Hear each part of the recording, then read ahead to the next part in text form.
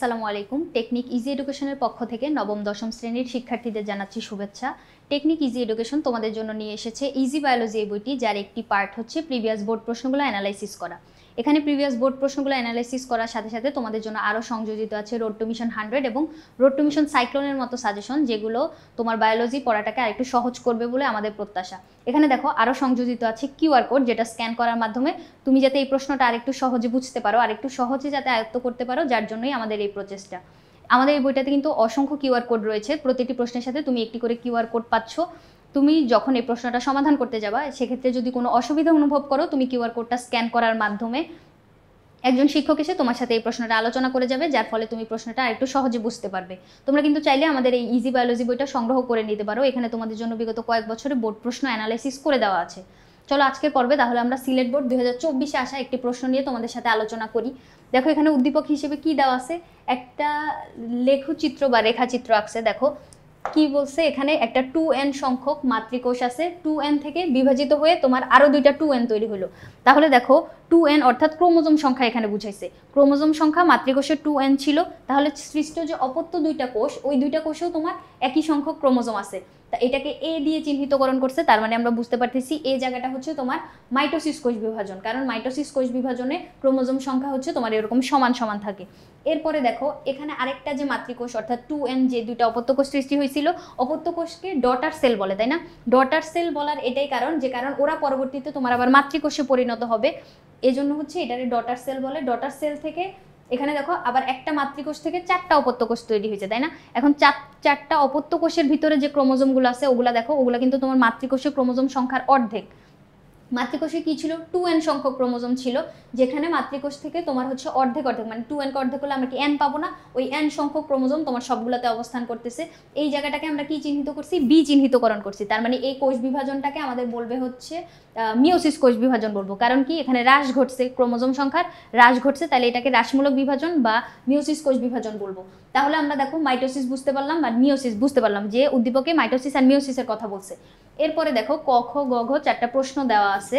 ক নম্বরে কি বলছে তোমার, যে ক্রোমোজোম কি? খ নম্বরে বলছে কোন কোষ বিভাজনকে সমীকরণিক বিভাজন বলা হয়। এরপরে গতে কি বলছে, দেখো উদ্দীপকের এই অংশে কোষ বিভাজনের যে ধাপে ক্রোমোজোমগুলো সর্বাধিক মোটা ও খাটো হয় সেই ধাপটি ব্যাখ্যা করো।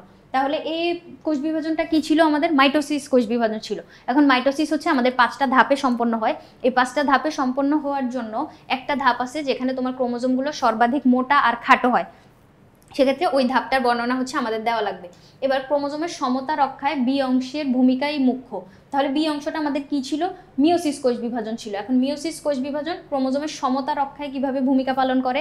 কারণ ওই জায়গায় হচ্ছে তোমার ওই যে হ্রাসমূলক বিভাজন বললাম না আমরা, হ্রাস ঘটে। এরপরে যখন মানে অর্ধেক হওয়ার পরে ওই দুইটা যখন আবার মিলনের ফলে গ্যামেট মানে জাইগোট তৈরি হবে নিষেকের মাধ্যমে, তখন ওই জাইগোটে আবার হচ্ছে তোমার ক্রোমোজোম সংখ্যা সমান হয়ে যাবে, মানে ভারসাম্যটা রক্ষা হবে।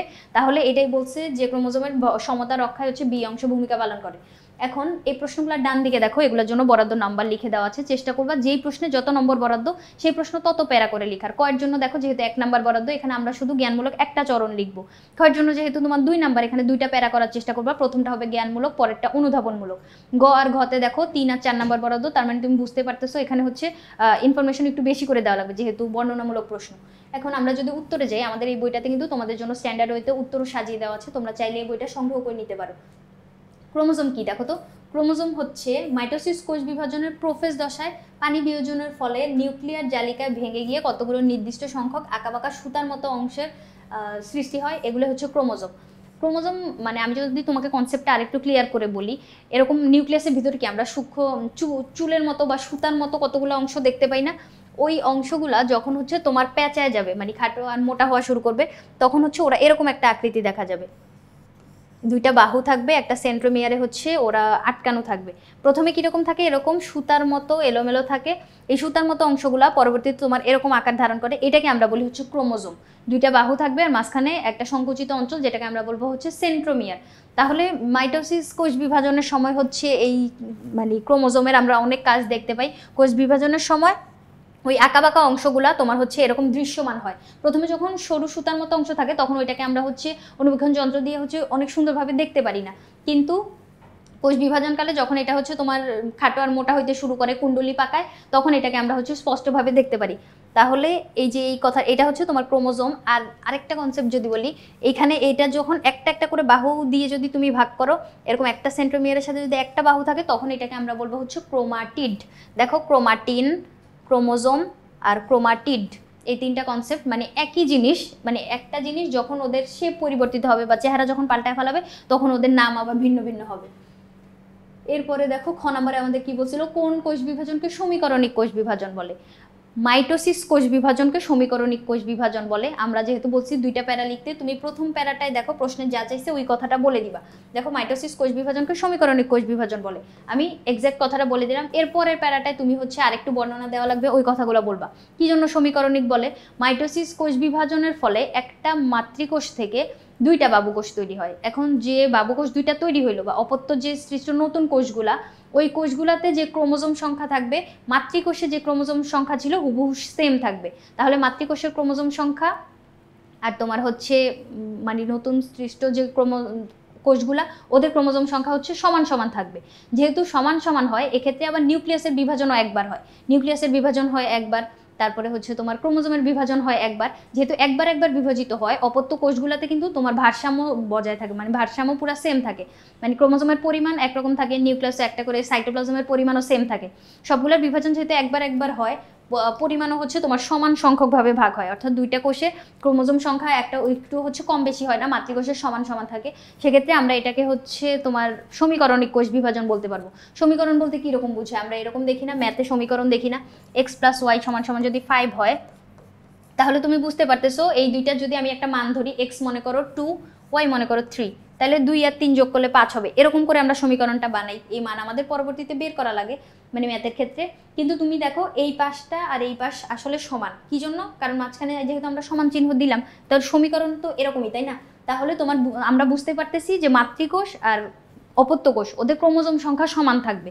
তাহলে এই যখন এই ক্রোমোজোম সংখ্যা সমান থাকবে, সাইটোপ্লাজমের পরিমাণ সমান থাকবে, নিউক্লিয়াস সমান সমান থাকবে, তাহলে তো আমরা এটাকে সমীকরণিক বিভাজন বলতেই পারি। এক্ষেত্রে যেহেতু সমান থাকবে, তখন কি হবে, তোমার যে মাতৃকোষের যে বৈশিষ্ট্যগুলা, মাতৃকোষের গুণাগুণ, ওগুলা কিন্তু হুবহু আমরা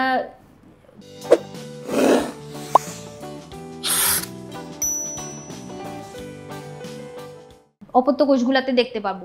মানে এখানে তোমার হচ্ছে বৈশিষ্ট্য কোনো পরিবর্তন হবে না, বৈশিষ্ট্য একদম সেম থাকে। এরপরে আমাদের কি বলছিল, গ নম্বরে বলছিল যে সর্বাধিক মোটা আর খাটো হয় যে ধাপটাতে, ওই ধাপের বর্ণনা দিতে বলছিল। এখন আমরা জানি মাইটোসিস কোষ বিভাজনের একটা পর্যায়ে আছে যেখানে ক্রোমোজোমগুলো সর্বাধিক মোটা আর খাটো হয়, এটা হচ্ছে তোমার মেটাফেজ পর্যায়ে। এই যে নামের সাথে কিন্তু তুমি এভাবে চাইলে মনে রাখতে পারো, মেটাফেজ মোটা খাটো, মেটা মোটা খাটো। তাহলে এই মেটাফেজ ধাপটাতে দেখো ক্রোমোজোমগুলো সর্বাধিক মোটা আর খাটো হবে। এখন এই জায়গায় আরও কিছু কনসেপ্ট আমি তোমাকে আগে বলে নিই। প্রথমে এখানে হচ্ছে তোমার স্পিন্ডল যন্ত্র আমরা দেখতে পাই। স্পিন্ডল যন্ত্র কিভাবে তৈরি হয়, একটা স্পিন্ডল তন্তু, আরেকটা স্পিন্ডল তন্তু, এভাবে অনেকগুলো স্পিন্ডল তন্তু এভাবে যুক্ত হয়ে তোমার দেখো মাকু আকৃতির একটা গঠন তৈরি করছে। দেখো মাকু আকৃতির একটা শেপ তৈরি করছে না, এরকম শেপটাকে বলবো হচ্ছে মাকু আকৃতির। তাহলে এই মাকু আকৃতির যে শেপটা, এটার উপরের দিকে একটা মেরু আছে, নিচের দিকে একটা মেরু আছে, দুই মেরুর মাঝামাঝি যে অঞ্চলটা, এটাকে আমরা বলবো হচ্ছে ইকুয়েটর অঞ্চল বা বিষুবীয় অঞ্চল। এখন বিষুবীয় অঞ্চল বরাবর দেখো এই যে মাঝখান বরাবর হচ্ছে তোমার বিষুবীয় অঞ্চল, এখানে দেখো মাঝখান বরাবর হচ্ছে বিষুবীয় অঞ্চল। ক্রোমোজোমগুলো সব বিষুবীয় অঞ্চলে অবস্থান করতেছে, তাই না? এই যে তুমি তাকাও, সবগুলো ক্রোমোজোম হচ্ছে তোমার মাঝখান বরাবর বিষুবীয় অঞ্চলে অবস্থান করতেছে, এটা একটা বৈশিষ্ট্য। এরপরে দেখো ক্রোমোজোমগুলো কিন্তু তোমার সবগুলো তন্তুর সাথে কিন্তু ক্রোমোজোম নাই। এই যে দেখো এই তন্তুটা কিন্তু ফাঁকা, এখানে কোনো ক্রোমোজোম সংযুক্ত হয় নাই। এরপরে দেখো এইখানে যেই তন্তুটা স্পিন্ডল তন্তু, এটাতে কিন্তু কোনো ক্রোমোজোম সংযুক্ত হয় নাই। তাহলে এই ক্রোমোজোম কিন্তু সবগুলাই থাকে না, কিছু কিছু তন্তুর সাথে তোমার ক্রোমোজোম সংযুক্ত থাকে, ওগুলাকে আমরা বলবো হচ্ছে আকর্ষণ তন্তু বা ক্রোমোজোমাল তন্তু। এখন এই যে দুইটা মেরু থাকলো, আর প্রাণী কোষের ক্ষেত্রে কি দেখা যায়, এই দুই মেরু থেকে হচ্ছে তোমার অ্যাস্টার রে বিচ্ছুরিত হয়। স্পিন্ডল যন্ত্র থেকে, স্পিন্ডল যন্ত্রের দুই মেরুতে সেন্ট্রিওল থেকে তোমার অ্যাস্টার রে বিচ্ছুরিত হবে। এরপরে দেখো এই ধাপে যে সেন্ট্রোমিয়ারগুলো মাঝখান বরাবর অবস্থান করতেছে, ওদের কিন্তু এইখানে মানে এই ধাপটার শেষের দিকে এখানে হচ্ছে সেন্ট্রোমিয়ারের বিভাজন শুরু হয়ে যাবে। আর যে ক্রোমোজোমগুলোর যে আকর্ষণ কমে গিয়ে বিকর্ষণ শুরু হইতে থাকবে। কি জন্য?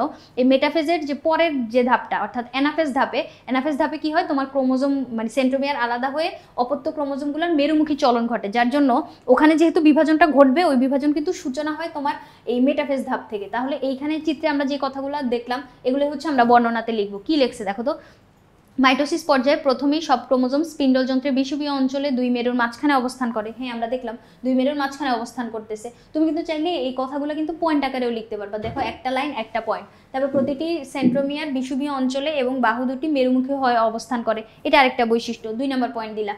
এরপরে দেখো, এই পর্যায়ে ক্রোমোজোমগুলো সর্বাধিক মোটা ও খাটো হয়। 3 নম্বর পয়েন্ট। প্রতিটি ক্রোমোজোমের ক্রোমাটিড দুটির আকর্ষণ কমে যায়, বিকর্ষণ শুরু হয়। 4 নম্বর পয়েন্ট। এই পর্যায়ে শেষ দিকে সেন্ট্রোমিয়ারের বিভাজন শুরু হয়, নিউক্লিয়ার মেমব্রেন ও নিউক্লিওলাসের সম্পূর্ণ বিলুপ্তি ঘটে। দেখো চিত্রে কি আমরা কোনো নিউক্লিওলাস আর মেমব্রেন দেখতে পাচ্ছি না, তার মানে ওরা হচ্ছে সম্পূর্ণ বিলুপ্ত হয়ে গেছে। তাহলে এই বৈশিষ্ট্যগুলো হচ্ছে এই বৈশিষ্ট্যগুলো আমরা মেটাফেজ ধাপে দেখতে পাই। তুমি হচ্ছে এগুলো পয়েন্ট আকারে লিখলে হচ্ছে বেশি ভালো হবে। আমি প্রেফার করবো পয়েন্ট আকারে লিখবা।